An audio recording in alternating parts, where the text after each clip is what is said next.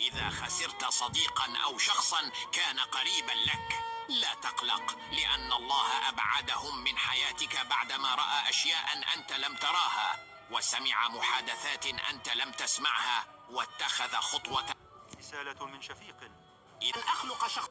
يوما ما ستشرق الشمس ولن أستيقظ، وستكون غرفتي فارغة، سينتهي دوري في هذه الحياة، سأرحل وسيرحل معي حلمي وإزعاجي في يوم لن يتوقعه أحد.